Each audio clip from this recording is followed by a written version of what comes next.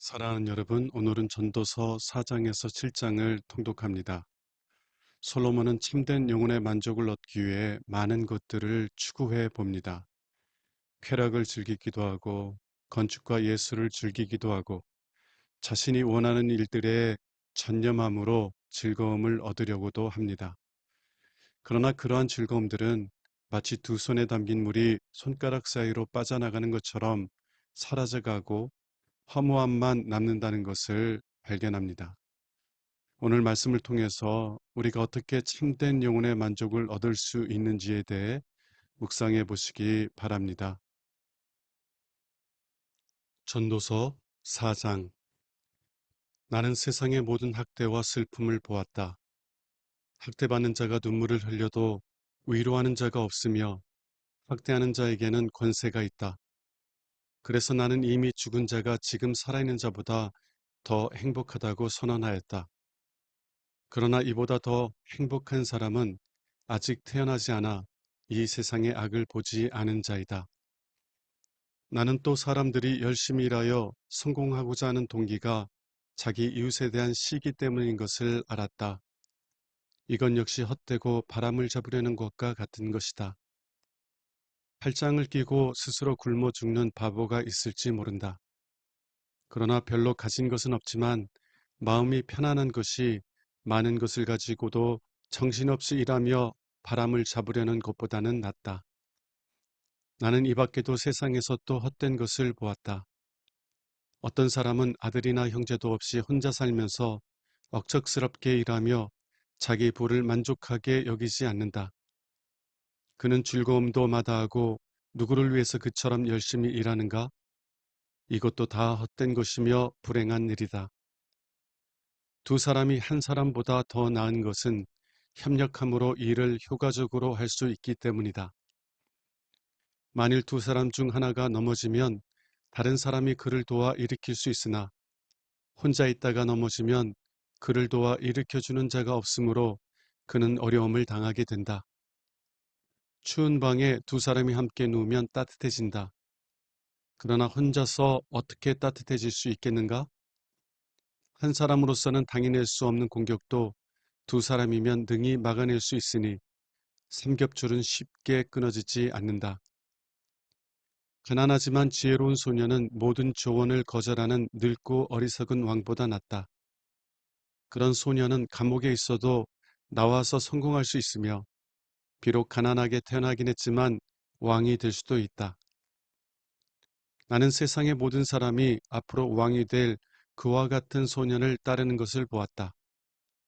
왕이 다스리는 백성이 아무리 많을지라도 그 다음 세대는 그를 좋아하지 않으니 이것도 헛된 것이며 바람을 잡으려는 것과 같은 것이다. 전도서 5장.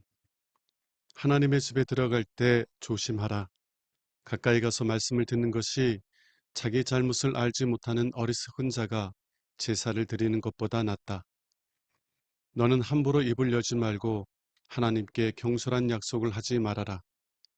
그는 하늘에 계시고 너는 땅에 있으니 될 수 있는 대로 말을 적게 하여라. 걱정이 많으면 꿈이 생기고 말이 많으면 바보 같은 소리가 나오는 법이다. 하나님께 약속한 것이 있으면 그 약속을 이행하는데 지체하지 말아라. 하나님은 어리석은 자를 기뻐하지 않으신다. 내가 약속한 것을 속히 이행하라. 약속을 하고 이행하지 않는 것보다는 차라리 약속을 하지 않는 것이 더 낫다. 너는 입으로 범죄하지 말아라. 너는 하나님의 사자 앞에서 내 약속이 잘못된 것이라고 말하지 말아라.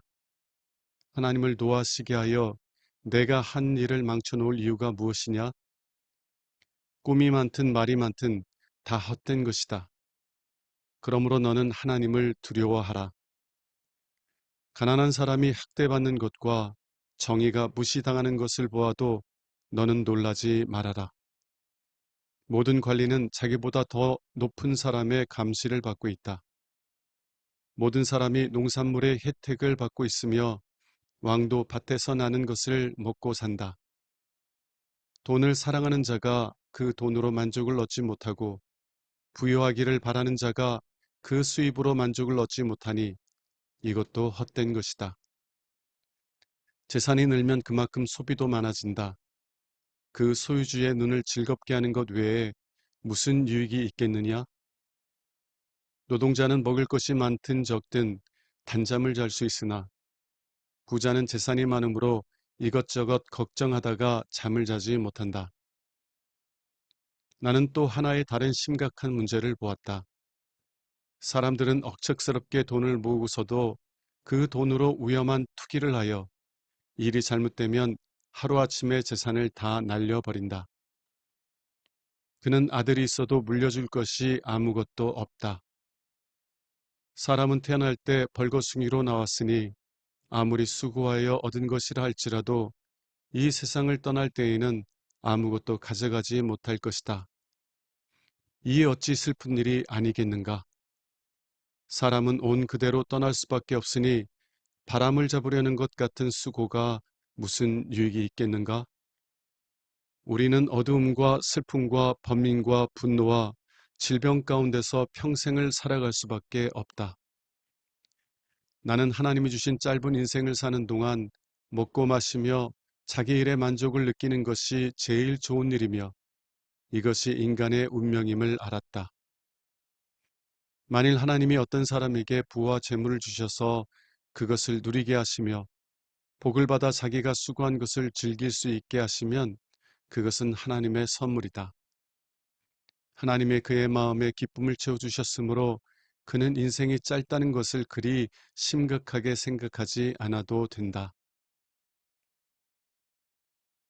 전도서 6장.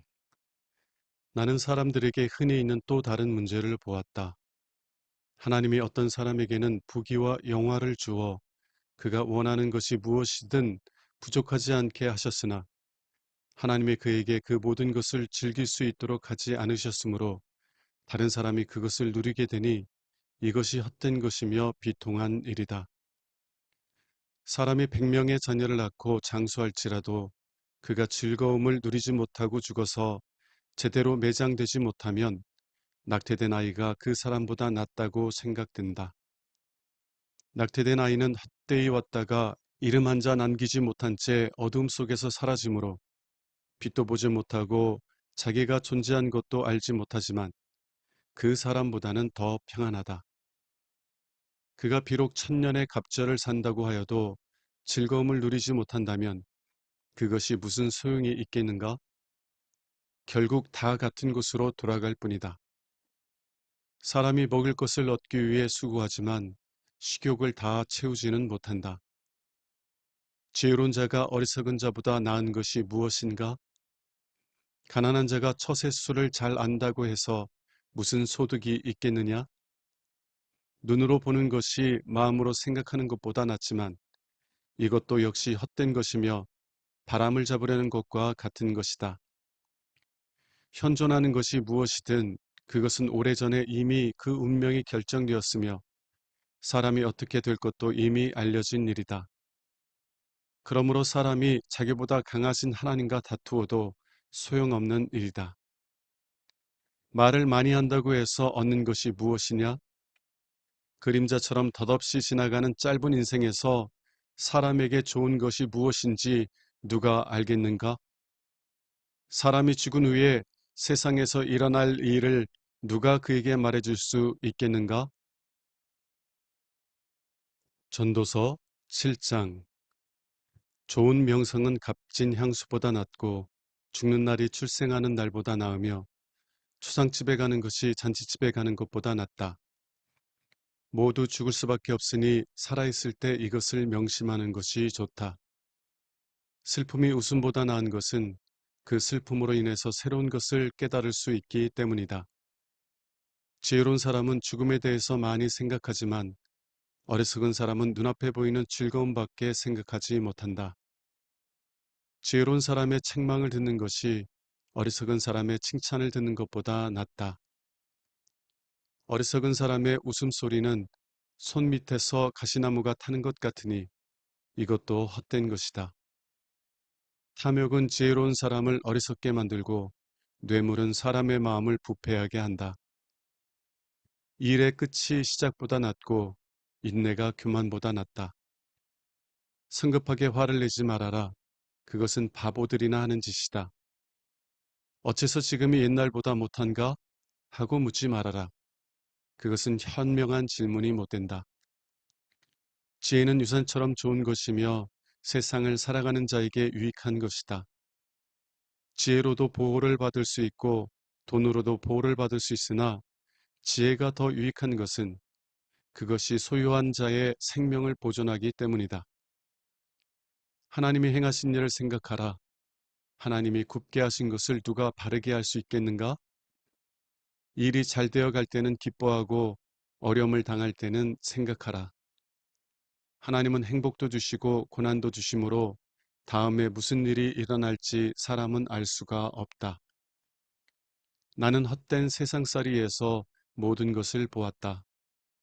의로운 사람도 젊어서 죽는 사람이 있고 악한 사람도 오래 사는 사람이 있으니 지나치게 의로운 사람이 되지 말고 지나치게 지혜로운 사람도 되지 말아라. 스스로 패망할 이유가 무엇인가?